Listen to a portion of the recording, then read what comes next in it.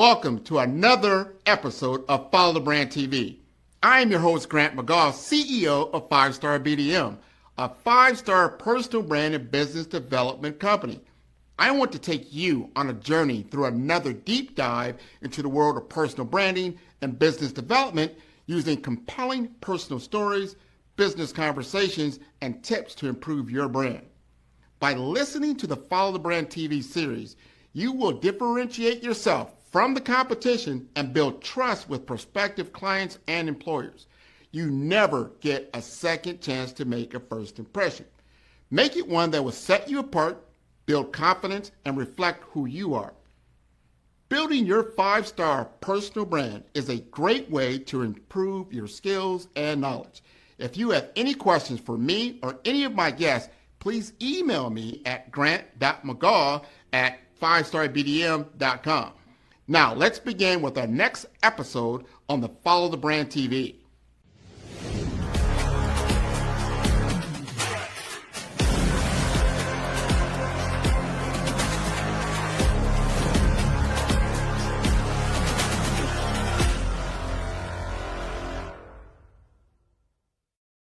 Five-Star BDM, Brand Development Masters, is a professional consulting and advisory group keenly focused on business development services for the small to mid-sized business and entrepreneurs.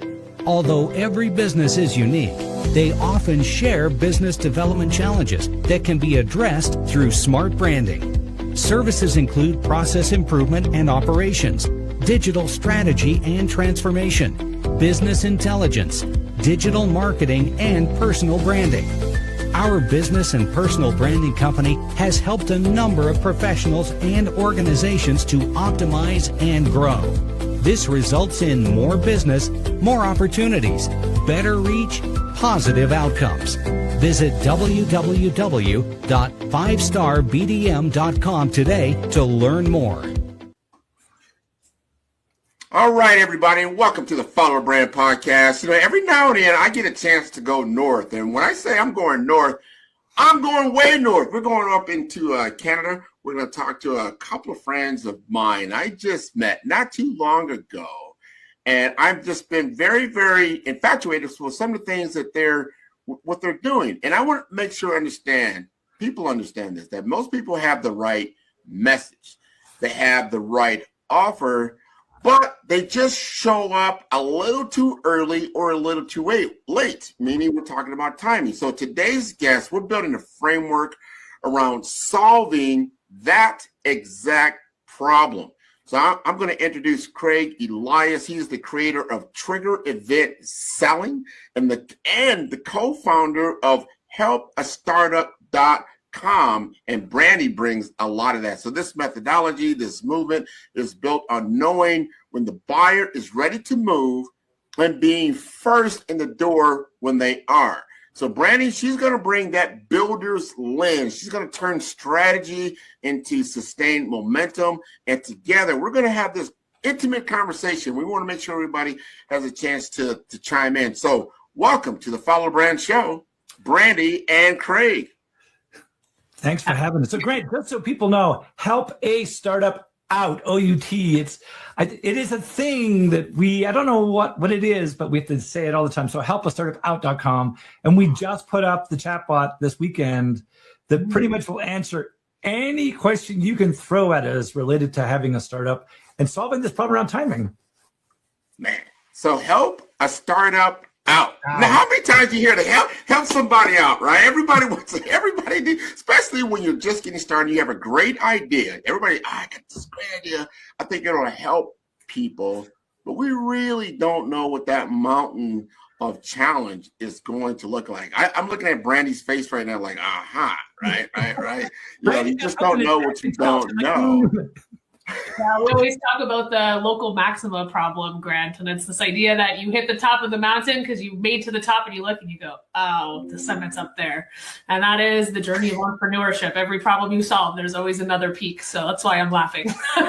That's my book. I wrote a book, just came out last year, based on 5 mountains, right? It's called the Brave Framework. It's first, like, It is the brave path to authentic leadership. But it's exactly what you just said.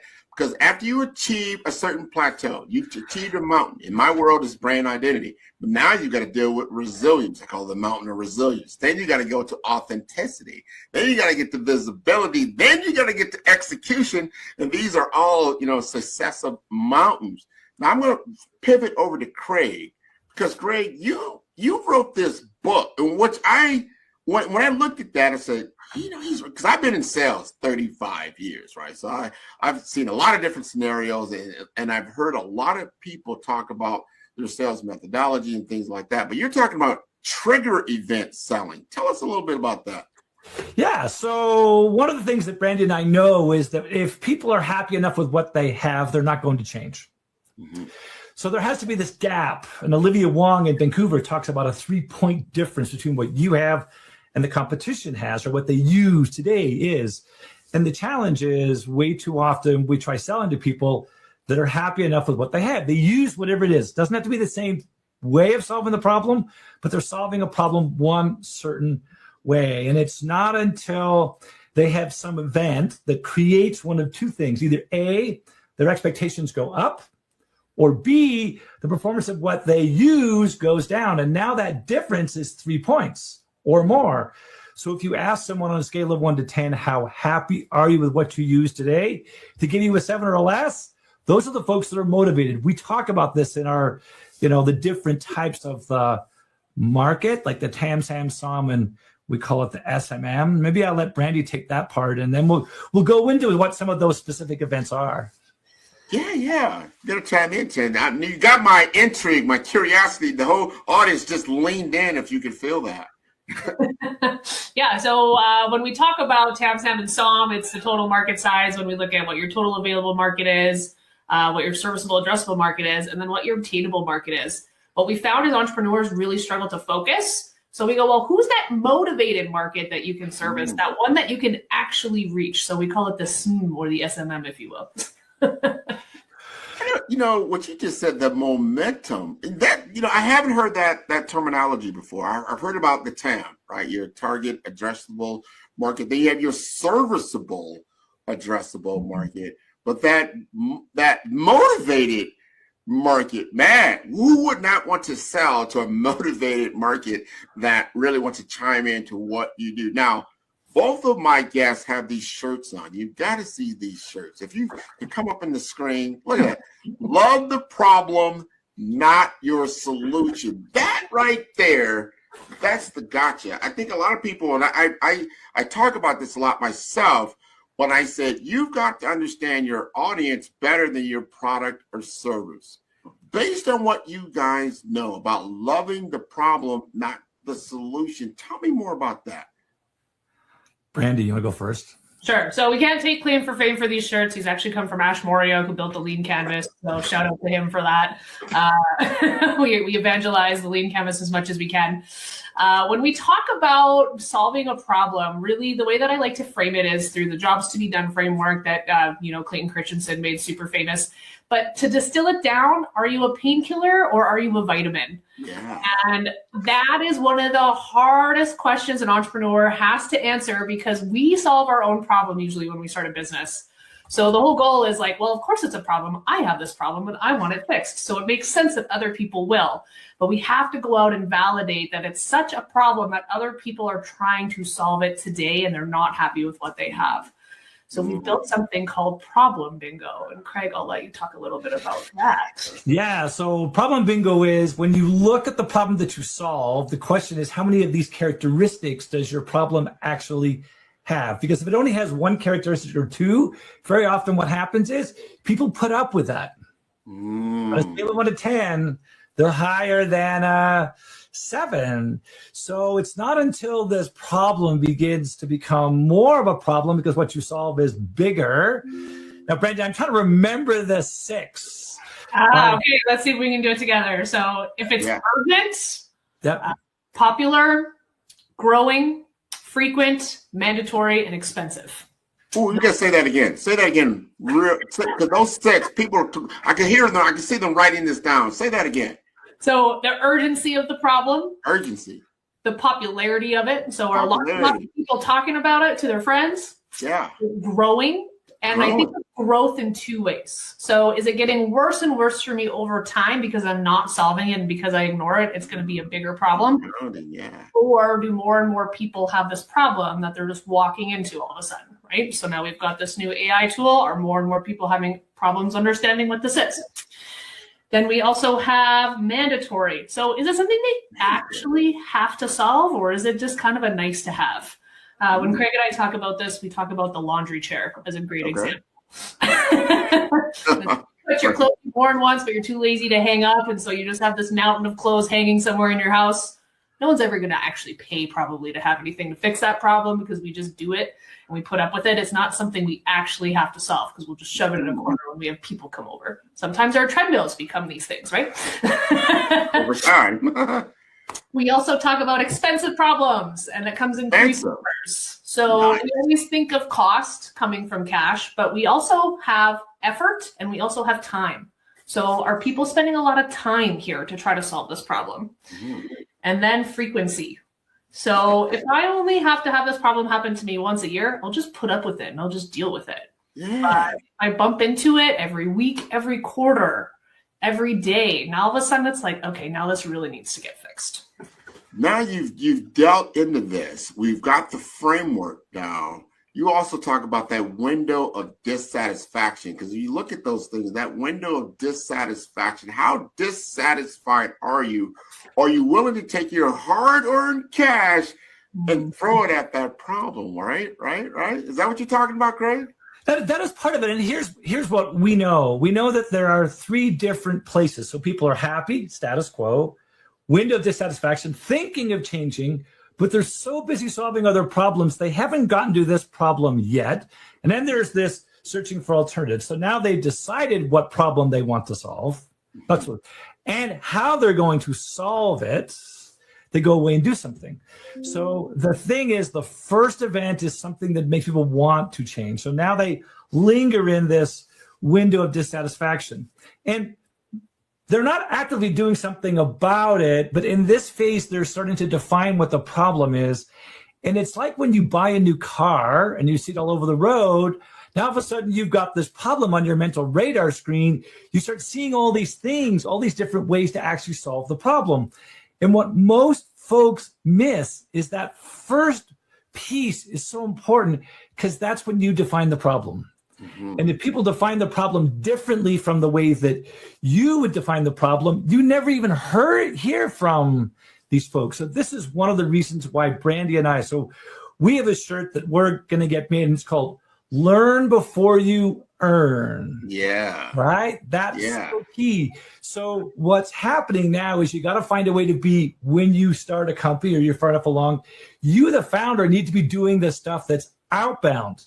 Pick up the phone, talking to people, having conversations. So often what happens is people try to move straight towards marketing, but have no idea what actually works. Man, what you said there. So I see this over and over again as I engage with potential clients, and they want to get straight to what I call visibility, to your point, like marketing. Remember, my Brave, it's a framework. But they have to be done in a certain order. Otherwise, guess what? You can have 5 letters, BRAVE, but if those 5 letters aren't put in the right sequence, they don't make any sense, right? It gets discombobulated. So if you want to start with V, which is visibility, you're never going to spell brave like that, right? So you have no identity. To your point, first you got to understand your story. But that second part, that R, and I love that R, what you're talking about is do your research. You've got to do your homework and understand the market that you're looking to influence. Both of you have really nailed that down, meaning you got to step back from, you love what you're signing solution, whatever it may be, but really look at it from the other lens. Look at it from the other lens. Like there's somebody out there right now that's like, look, I solved that problem with people throwing their clothes onto that chair. I don't understand, Brandy, why people aren't buying millions of these things because everybody has that problem. But to your point, is it worth that monetary component, right? Is it worth, or that timing component? Is it worth my time, energy, resources to actually, move that problem to another level. Or maybe it's not really a real problem at all. It's really down the list of things that I really need to deal with today. Going back to that painkiller and that vitamin, which I've heard that same thing that makes, because people, if you're in pain, you're going to want to get out of pain pretty quickly. All those other things get out the window, like, look, let's solve the pain first and we'll figure out if there's a better way of doing it. But right now, we're going to get that away. But a vitamin, I take my vitamins every now and then. I should eat right. I should do those things. But I don't know if, if I don't do it, there's going to be, some mass emergency around it. I don't think so. But those two things are very, very important when you come to your whole point around trigger event selling. Because the moment that trigger happens, the moment of dissatisfaction, that momentum to solve the problem, you got to be visible at that point, right? Yes, I think one of the things that Brenda and I have figured out is instead of telling people what you want to say, the question is, how do you tell them what they actually want to hear?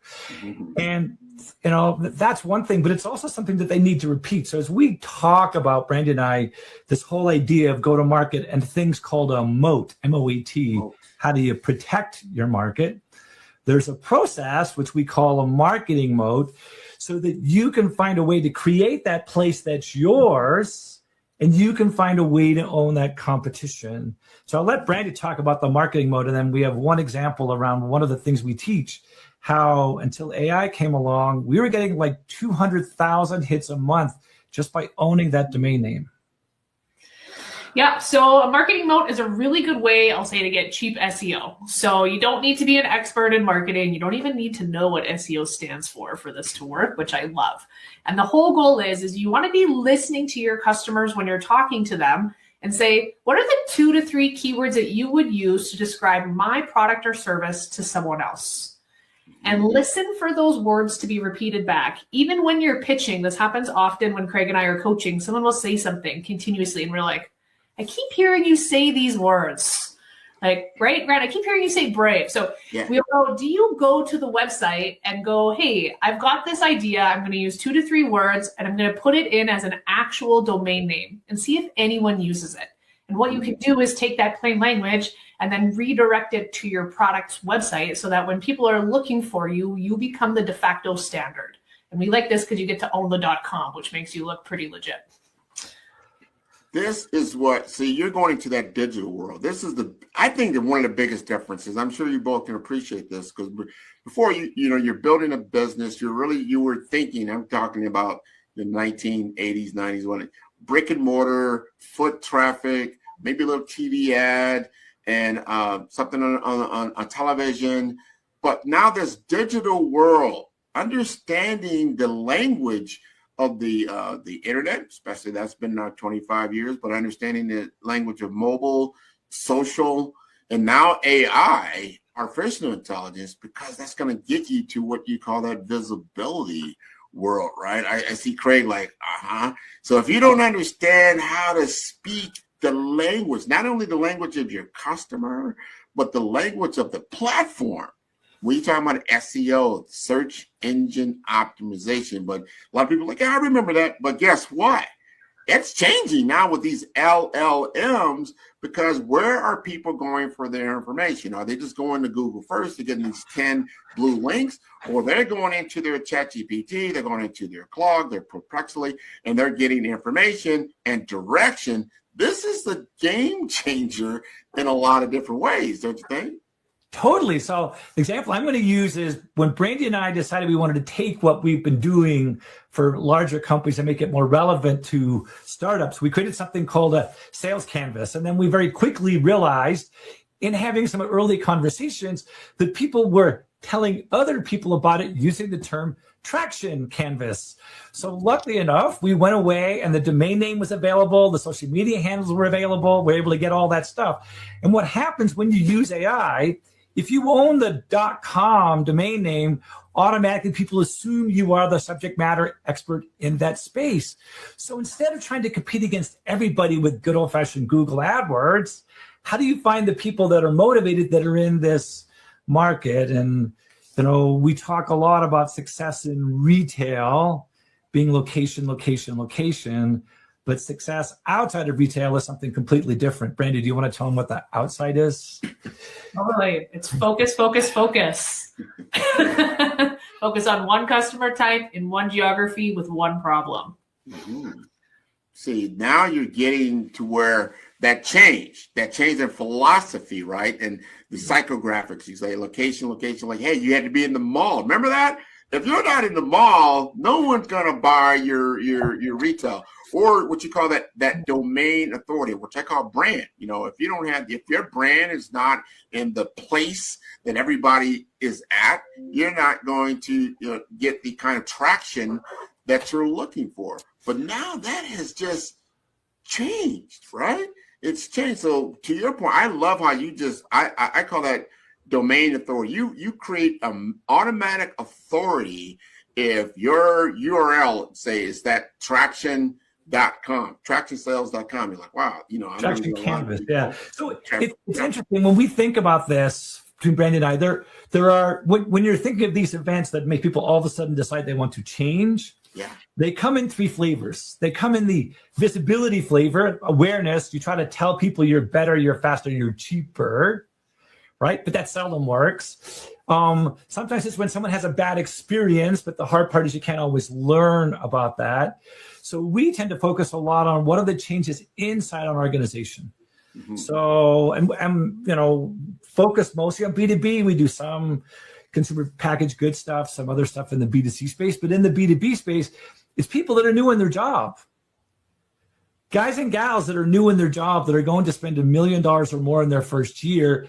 I think the data says something like 90% of them will spend that $1 million in their first 90 days. Wow. But in order for them to make that purchase, they need to justify the purchase to somebody else. And that's why Brandy and I have this acronym we call RIPES. Around how do you have people justify? Did you say gripes? GRIPES? No G, but that would be really good. Maybe we just created a brand new one, Brandy. This is why we do this. It's RIPES. You want to tell them about RIPES, Brandy? Yeah. So I'll go slow this time in case people want notes, because this is always a gangbuster when Craig goes through this. So the whole reason why people justify a purchase comes in these 5 pieces. Uh-huh. So they might be trying to avoid risk avoidance. They might be trying to make themselves look good, so having a good image. We have P for productivity. So they might want to be increasing productivity, or they could be decreasing expenses. Uh-huh. And then we have E, which is for your environmental, social, and governance, which can cause people to want to go in that direction. And then we have S for simplicity or speed. And these are the ways that people will actually rationalize that purchase. And so we always go, people buy from heart, mind, and then wallet. And so this mind piece is that RIPES acronym that they're going through of, can I actually go and tell my wife or husband or whoever, even justify to myself and my bank account that this is worth it? These are interesting. So you got it down to it, because that's that inner work that you've got to do. But like you just said, if you're going to spend $1 million of somebody else's money, right, you got to justify and show your expertise, right? That you know what you're talking about. That this, usually, if you're going to spend $1 million, you're trying to make 10 million or something to that effect. You're trying to, increase the amount of revenue from that spend. And a changing market is constantly changing. So there's got to be also some stress in that world. There's got to be some anxiety that's in that world. And when I heard trigger event silence, those are some of those triggers. So somebody's like, wow, I got a lot of anxiety right now. I gotta go sell Craig on me and Brandy's idea. And I gotta understand, I'm already welling up, because do I know my product or service enough, or do I understand their problem enough? So this is why we have something called a 7-second sale. So if you can figure out what the problem is, and if you know what the ICP is, then you can go to someone and say, hey, Grant, we have a really simple way to reduce, avoid, prevent, minimize, eliminate, whatever that problem actually is. But part of this is making sure you have a really good, rock solid understanding of who is your ICP, And that's how and why Brandon and I came up with this process we use called bifurcation to make it really easy to do that. Bifurcation. I see. Now you got to help my understanding because not everybody knows what ICP is. You got to define that for them. Brandy. Yeah, so we use the language as ideal client profile. Sometimes it's called ideal customer persona, all these things, but we like client profile because we're talking about economic buyers. When we go to B2B or in other places, you're selling toys to kids. Sure, they need to appeal to kids, but you have to appeal to mom and dad because they're the ones that are going to pay for it. So we want to make sure people are focused on the right buyer. See, this is important what you said. I think a lot of people, we misstep here. When I found, especially in the entrepreneurial world, SMB world, small business owners, again, they understand their product or service. To your point, that toy is for a child, but the buyer is not a child, right? And they may or may not understand the full value of that toy because the child's going to take that toy. They use their imagination. They see it differently. The parent might see, you know what?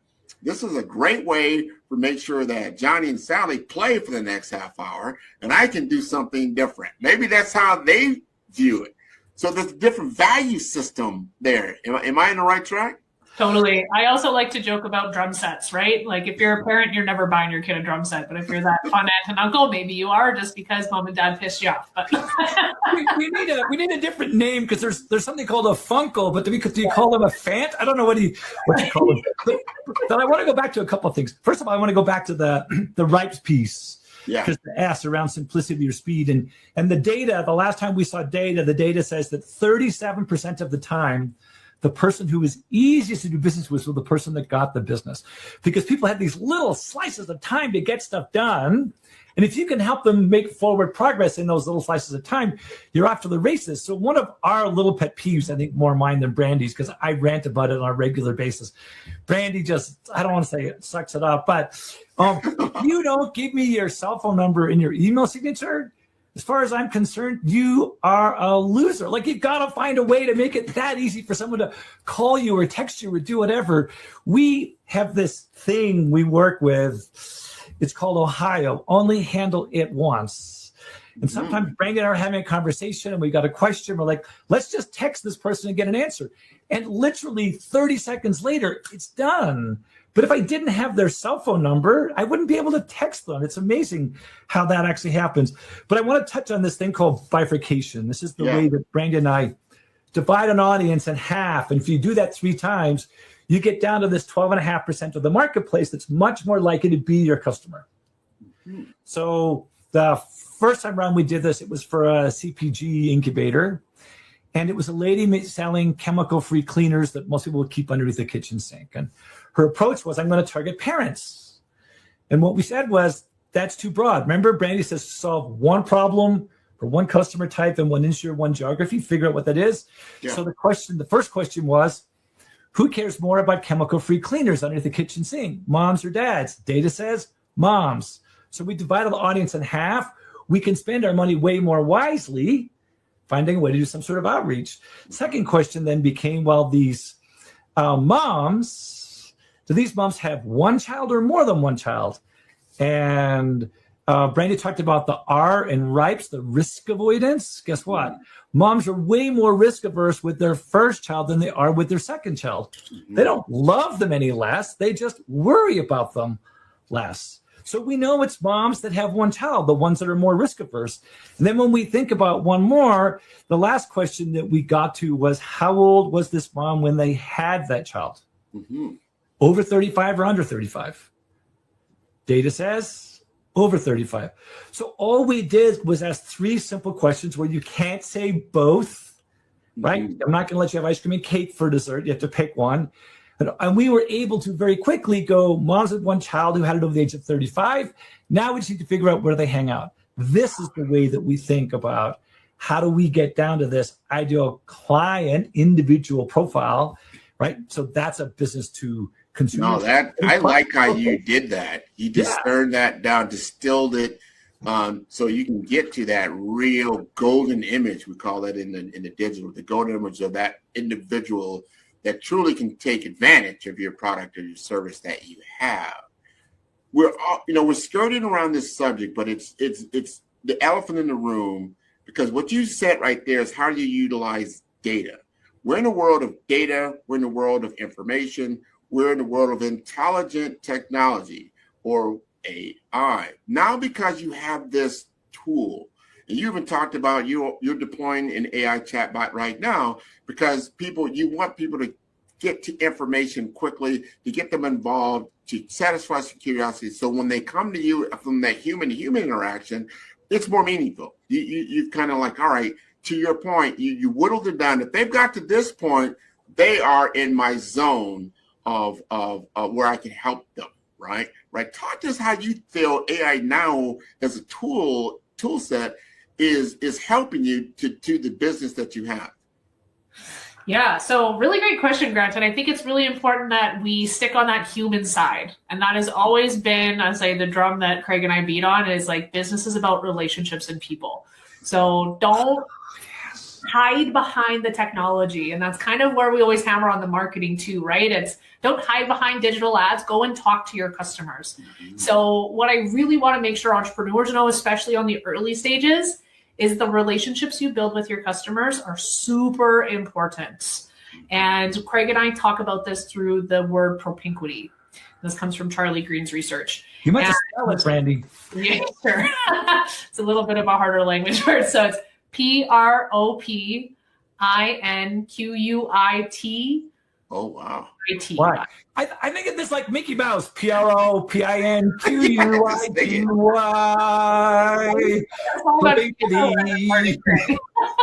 The Mickey Mouse part, yeah.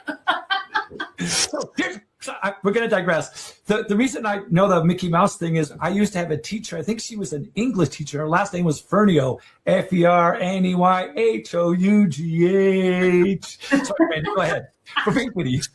So the idea is that you want to help people feel close to you. And we've seen this data in businesses when COVID was happening, when people were away from work, the people that showed up in the office got raises and promotions more often. And so we want you to be that entrepreneur that gets thought of. And sometimes, especially when we're selling in a B2B world, people aren't ready for what you need yet. And that's just the hard, cold fact. And lots of people give up then. They'll be like, I tried it once, I emailed them, they didn't answer. They're not interested. But we forget that people are busy solving other problems and doing other things. So building a relationship and being there, when Craig talks about those trigger events, you want to be that person that when they're in that window of dissatisfaction, they call and they go, hey, Grant, you're the guy that I know that talks about the importance of resilience all the time in leadership, and I'm having a hard time with that and I don't know where to go. What should I do? Being that person is so valuable for when they're ready to make that purchase, because you're the trusted individual for them already. And we build trust not by being the smartest person in the room, but by getting things done and building intimacy. So asking questions and leaning into your customers are super important. So I know we went on a total left turn on the tech conversation, but I think it's important that No. Well, because the tech now, to me, has morphed into, it's just part of the fabric, right? The tech has always been an enablement tool, but you said some things that the audience needs to understand, because this is happening even right now. Even, I think, OpenAI and their CEO just came out because they're starting to lose the narrative, meaning this, people are starting to push back. Meaning, hey, you're deploying a technology that's going to replace me. And this is becoming the narrative. And so there's a lot of negativity out there around the use of AI and what you do. I'm always on that same boat that you just said. I've been in technology so long that I realize that it's a great tool for enablement, not replacement, right? Just like how many people call on the phone and they get voicemail? Voicemail means it's a delay. All right, I got to go through this whole thing. I'm not getting to the person I want to get to immediately, and I've got to kind of qualify through this thing. We put up with it. We don't really love it. We deal with it. But if we don't get our answer pretty quickly, then we really don't like it. So people are using that AI as like, you know what? I'm going to put this interface in front of you, and you got to deal with this first before you deal with it. I see this in airline industries. I see this in a lot of retail. I don't like it. I think they're missing the boat when they do this type of thing. You can't even talk to LinkedIn directly. You can't talk to Facebook directly. You're having, this is a social platform that's very antisocial in its customer service, in my opinion. Totally. I see Craig over there, like, you got to jump in, Craig. What do you think? Yeah, so it's funny. I'm thinking about AI and how can it work in your favor. One of the tools that Brandy and I are a fan of is something called Spark Rockets, created by a guy named Scott Ford, who lives in Boulder, Colorado, where Brad Feld lives. In fact, he used to be the CEO for Techstars.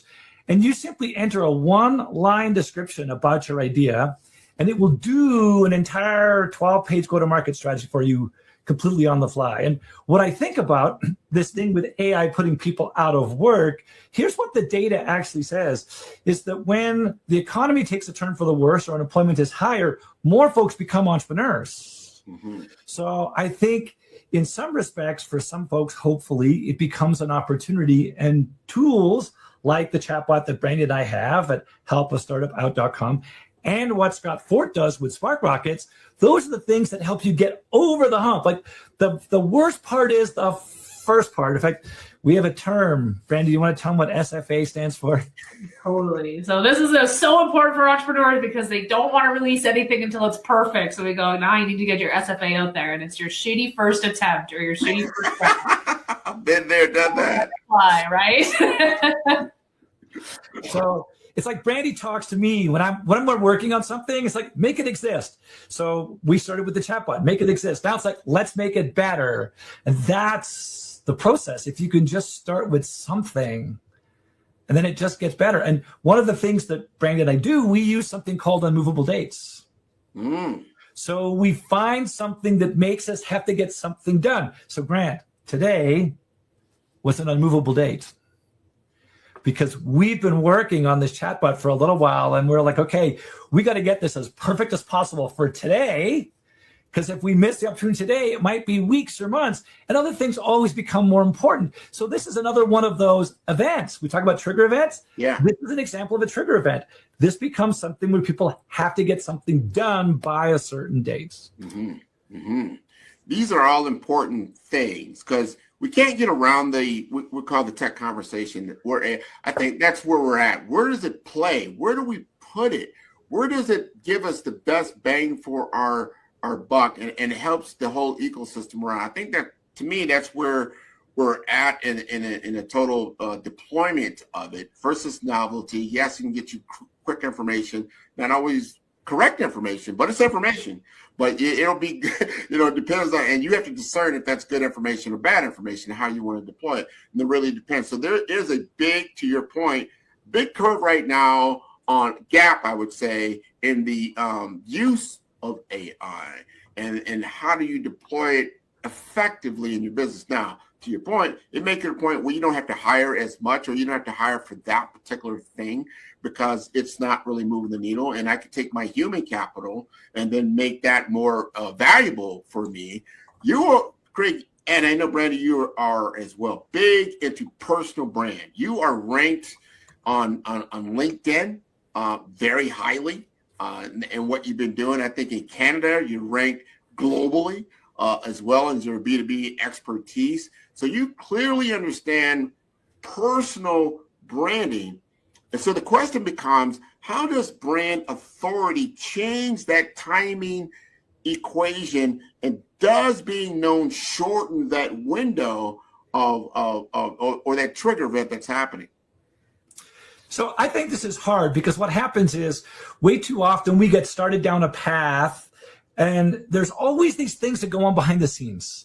Like one day out of the blue, you get a phone call from someone, hey, my boss was in this event where you spoke and he remembered you, right? And that's why I'm calling you. And the one thing that Brandy and I have, and I'm pretty sure you picked up on this already, is that we have this energy, and that people come to us and say, hey, can you come talk about this? We talk about all kinds of things. I'm like, well, what makes you pick us? Because when you finish, people go away and actually do something. Mm-hmm. So part of the brand can be the fact that, we tend to wear the same shirts. That's one of the ways. Who's that guy and gal that always wear those shirts that are the same? Sometimes it's this one. We have one that's about Alberta tech. We're working on our own. But it's all about how do you find a way to be remembered? There's something, and Brandy touched on this piece around propinquity, and a lot of it really is, for me and for Brandy, it's like, how do you find a way to put things in the volunteer section of what you have in your LinkedIn profile so people can see that you did stuff for the blind, right? That you play piano, you were a soccer coach, you were a scout leader, you drive a Zamboni, that thing that makes outdoor ice, although it's not been to Tim Hortons, just for the record. So these are the things where people actually bond, is when Brandy talks about this intimacy piece.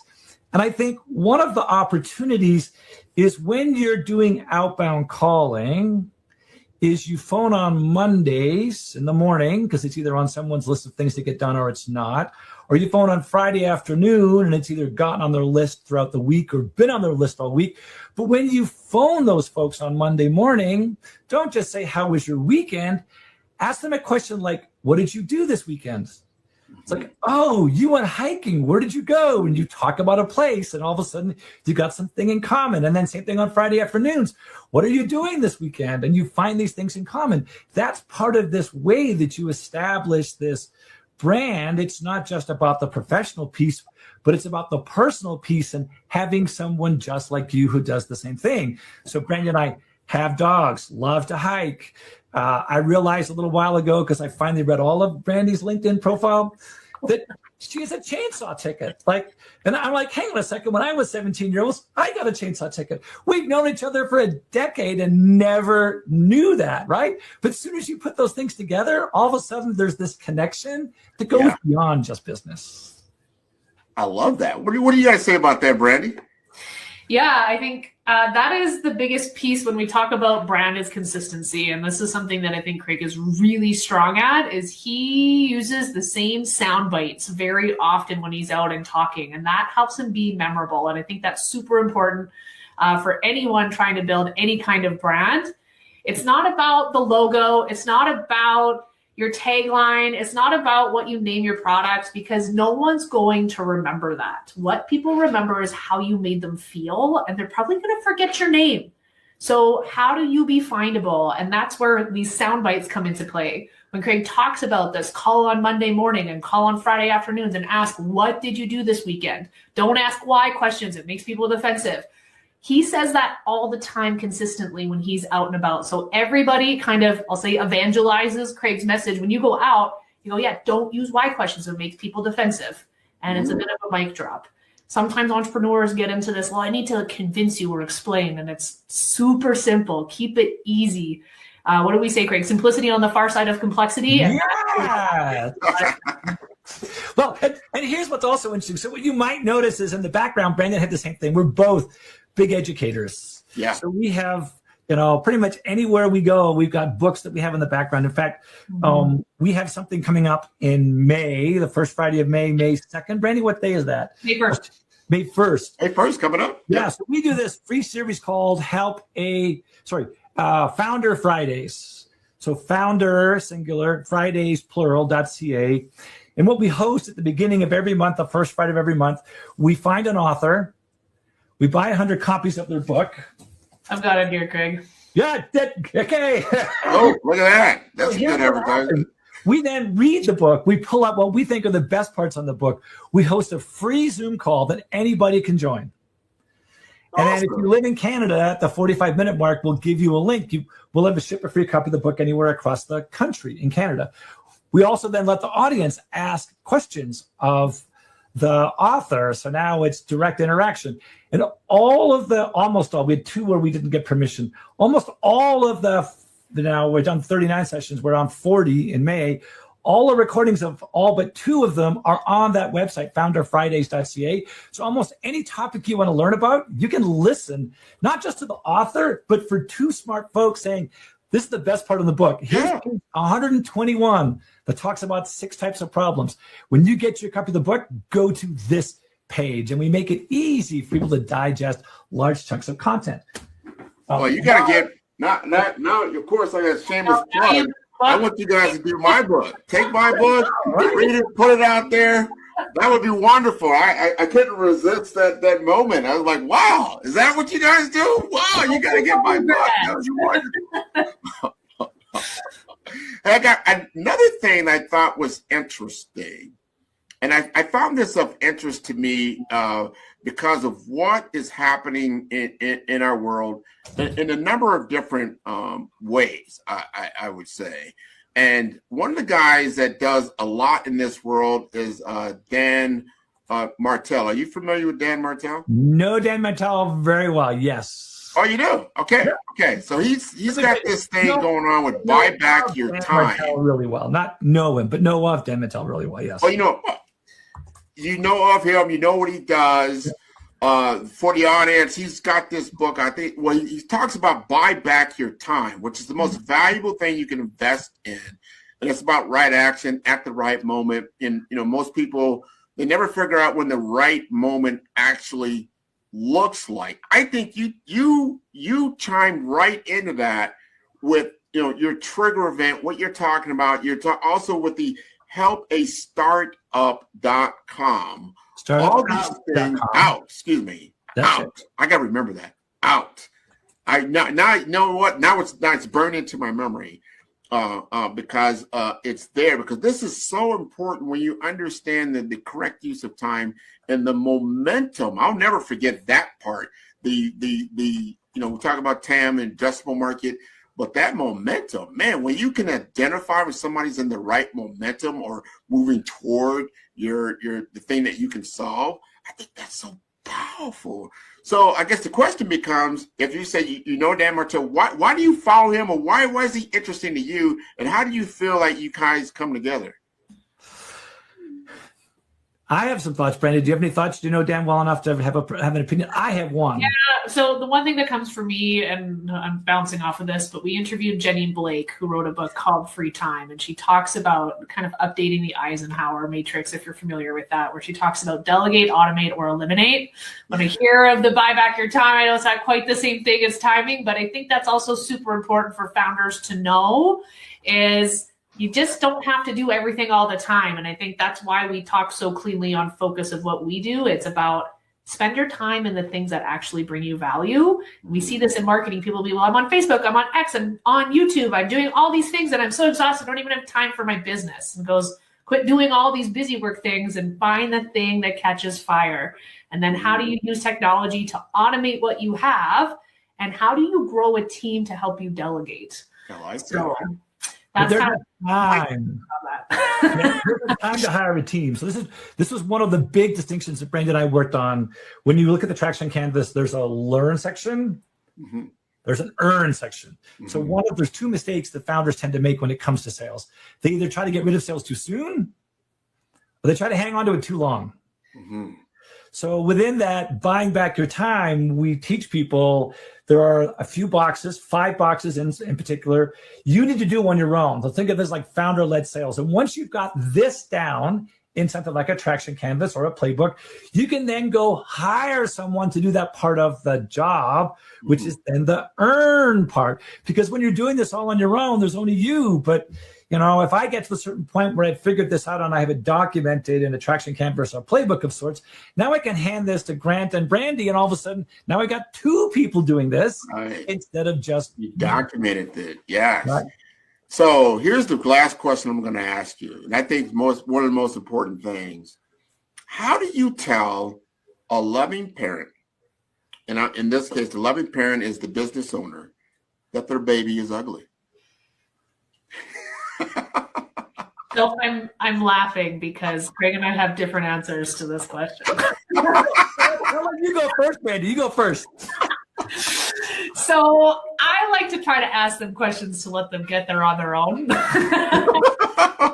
I'll say sometimes Craig and I pretend like I might be more of the good cop and he might be more of the bad cop. But I think we're both, I think the reason why we get invited to where we go is we're pretty honest with our feedback. So we actually ask entrepreneurs, how candid can we be with our feedback for you?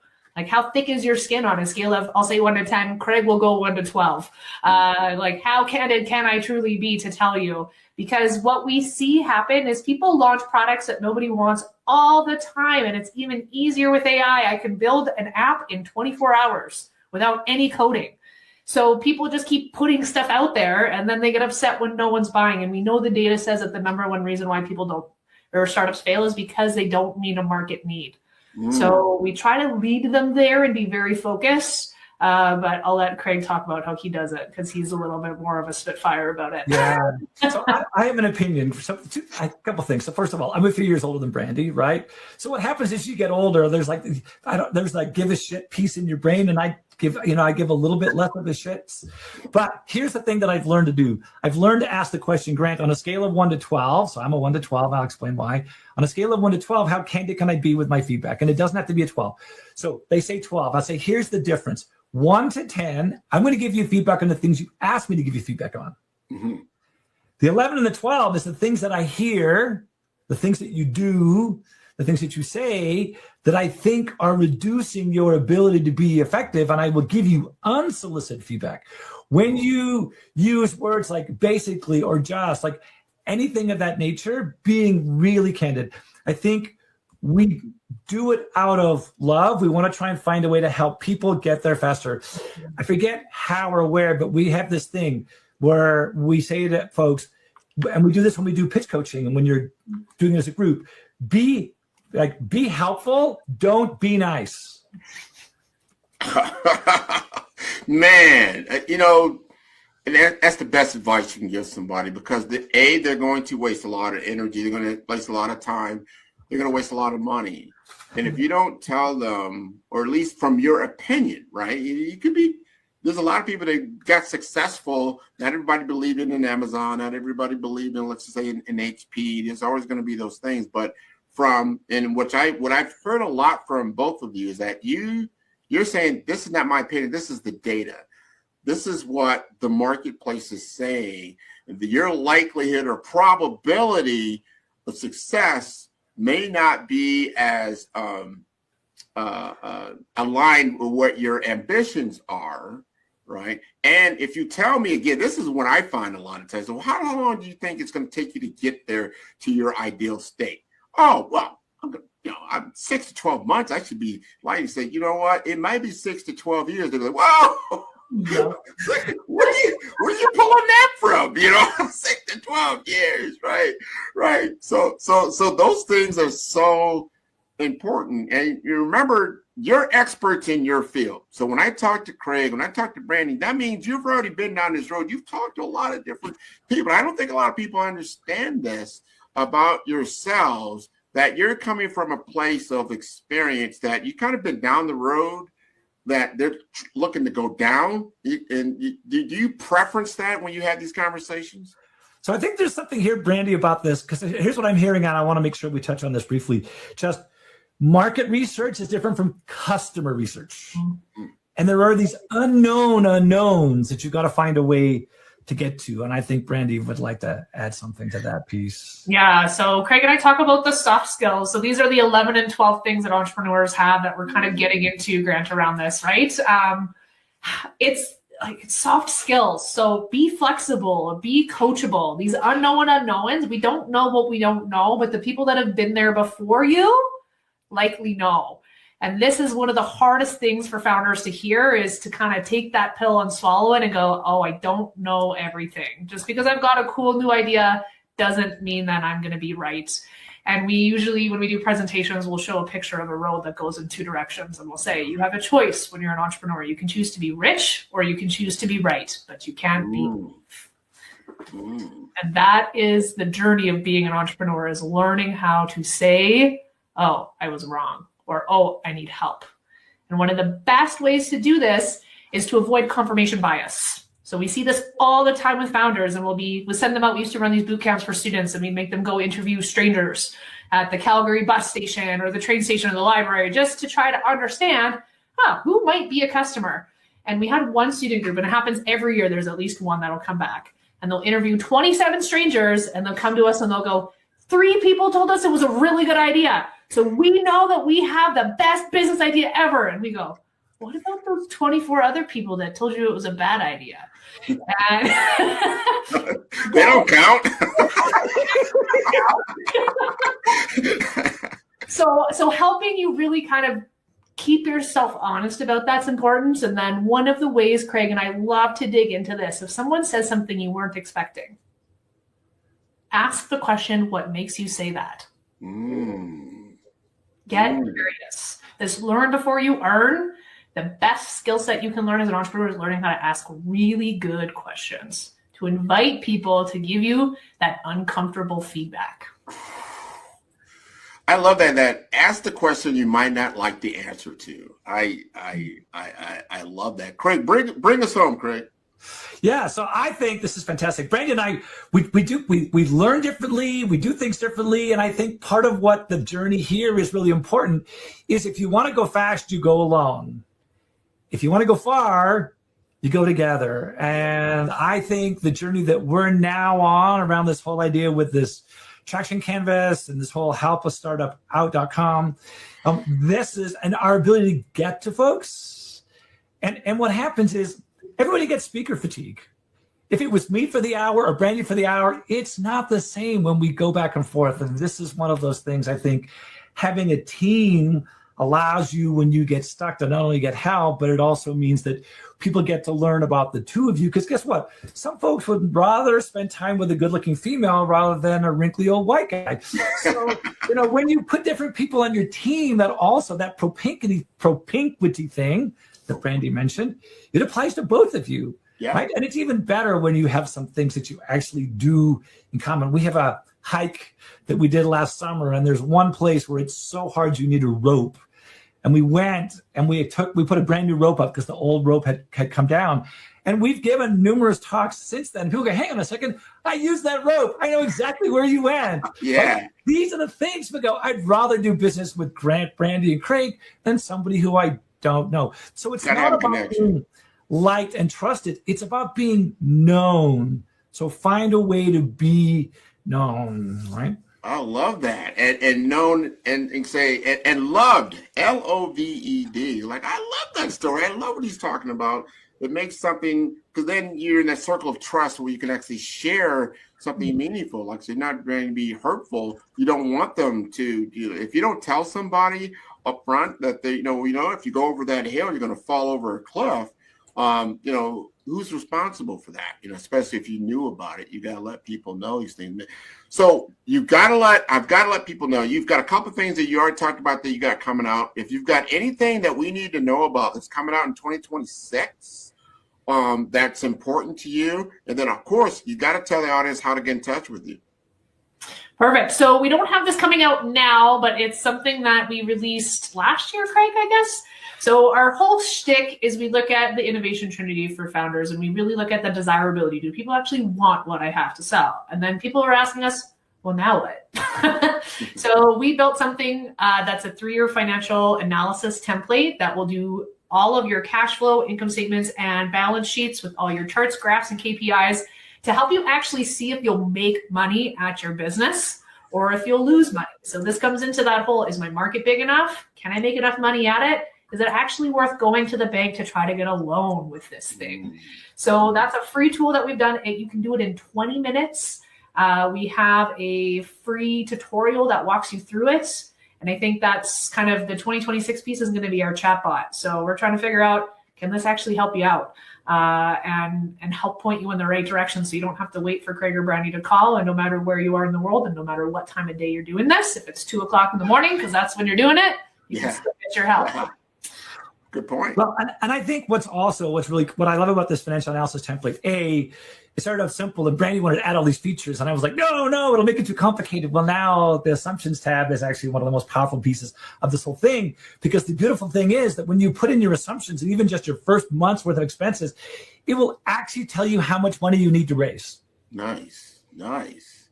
You got to know all of these things are so important in business.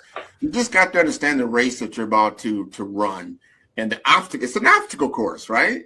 And it's always nice to have somebody else. And what you just brought up, the finance, now understanding financial acumen, or exactly how much money does it take to do, just like if you're going to go from where I'm at right now in Omaha, Nebraska, and I'm going down to Miami, Florida, if I don't know how much gas it takes to get there and how much that gas is going to cost me to get there, and also time, it's going to be difficult for me to get there as I get halfway down there and run out of money, right? It's like I'm not even near my goal. So I love that tool. You got to use that tool. Make sure that it's available. How do they get to your website?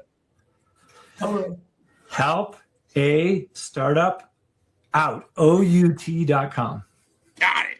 Yeah, we only said that 5 times during the show. I want to make sure that everybody gets that. Helpastartupout.com. All right, Brandy, bring us home. Yeah, and then if you want to ask Craig or I any questions, if you've tried anything, best way, find us on LinkedIn. Send us a LinkedIn is my friend. LinkedIn is my friend. That's how I got a hold of Greg, and Greg put me in touch with Brandy. Now we're all one big happy family here. This is wonderful.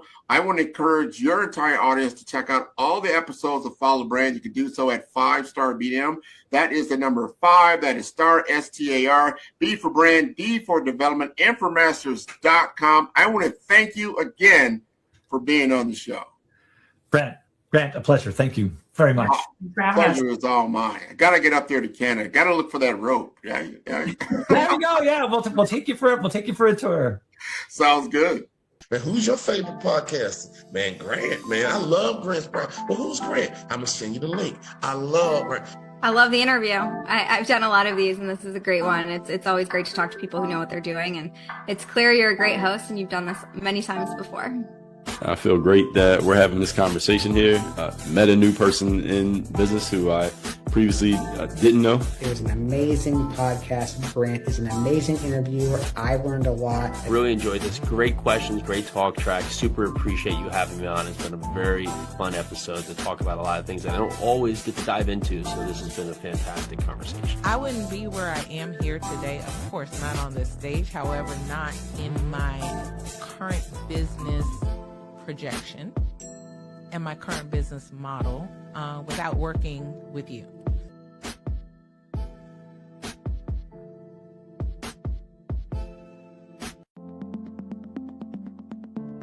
The difference between influence and legacy, it's the platform that carries your voice. You're not visible because you lack talent. You're visible because your brand doesn't speak. I've built 5-Star BDM to change that. Most leaders have the expertise, but not the presence, the vision, but not the vehicle.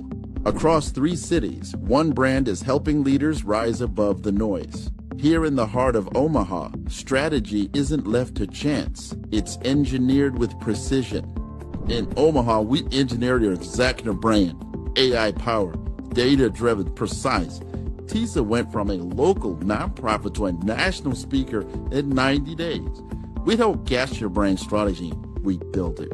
On the shores of St. Croix, your brand takes on depth and meaning, shaped through curated retreats and legacy experiences. In St. Croix, strategy becomes soul. Our retreats don't just refine your message, they rediscover your mission. One founder rewrote his entire company story here. Funding followed 30 days later. This is where leaders remember who they were meant to be. In vibrant Miami, momentum meets amplification, transforming your voice into a movement. In Miami, your brand becomes a movement. Business development accelerators, audience building. Joy came with an old website and an outdated company name, but she left with 5,000 followers and a waiting list. This is where you scale with soul. 3 cities, 1 mission. Your legacy ignited. It started with a thread. Let's pull it together. Stop blending and start leading. 5-Star BDM, where legacy is engineered, embodied, and ignited. Visit 5starbdm.com and book your brand audit today. Hey everyone, it's Grant McGaw, CEO of 5-Star BDM and host of the award-winning Follow the Brand podcast and TV series, where I help you to build a 5-star brand that people will follow. My genius is personal brand development through intelligent communication and helping you achieve your business and career goals. I am a requested speaker on digital technology and brand development issues. I want to work with you to increase the value of your current opportunities while attracting new ones. Every one of you is unique, and we all share challenges that can be addressed through smart branding. As a super connector, I work with you as an executive coach to guide you along the complicated business and career development road, providing the enhancement tools and information you need to succeed. Together, I will help you succeed in today's challenging business climate. I will evaluate and measure your progress. Best of all, I am right alongside you every step of the way. Build the brand called you. Genius is coming. Tune in for our next show or click on our website at www.firestarbdm/followthebrandtv. Thank you.